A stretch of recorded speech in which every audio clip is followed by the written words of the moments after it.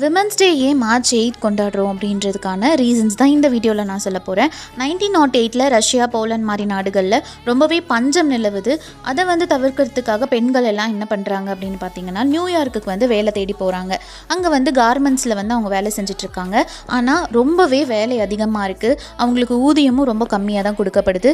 சேஃப்டியும் இல்லாத காரணத்தினால கிட்டத்தட்ட ஒரு 15,000 பெண்கள் போராட்டம் பண்ணுறாங்க.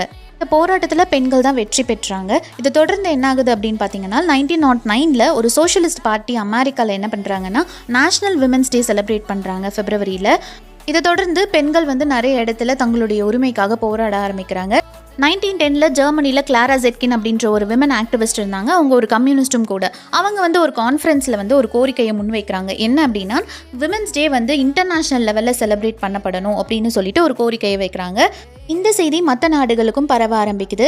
1917 என்ன ஆகுது அப்படின்னு பார்த்தீங்கன்னா, ரஷ்யாவில் செயின்ட் பீட்டர்ஸ்பர்க் அப்படின்ற ஒரு இடத்துல வேர்ல்டு வார் நடந்துட்டு இருந்த டைமில் லட்சக்கணக்கான பெண்கள் போராட்டம் பண்ண ஆரம்பிக்கிறாங்க. இதுக்கு நிறைய காரணங்கள் இருக்குது. ஃபர்ஸ்ட் பசினாலையும் பஞ்சத்தினாலையும் ரொம்பவே கஷ்டப்பட்டாங்க. இன்னொன்று, பெண்களை ஒரு வேலை செய்கிற கருவியாக மட்டும்தான் பார்த்தாங்க.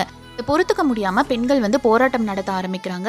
வார் வேண்டாம், எங்களுக்கு பிரெட் அண்ட் பீஸ் மட்டும் போதும் அப்படின்னு சொல்லி தொடர்ந்து 4 நாட்கள் போராட்டம் பண்ணுறாங்க. இந்த போராட்டம் தொடங்கின நாள் தான் மார்ச் 8. அதுக்கப்புறம் ரஷ்யன் கவர்மெண்ட் அந்த பெண்கள் கேட்ட கோரிக்கைகள் எல்லாத்துக்குமே சம்மதமும் தெரிவிக்கிறாங்க. அது மட்டும் இல்லாமல் பெண்களுக்கு ஓட்டுரிமையும் வழங்குறாங்க. இந்த மார்ச் 8 தான் அதுக்கப்புறம் இன்டர்நேஷ்னல் விமென்ஸ் டேவாக அனௌன்ஸும் பண்ணுறாங்க. இதனால தான் நம்ம இன்டர்நேஷ்னல் விமென்ஸ் டே மார்ச் 8 கொண்டாடுறோம்.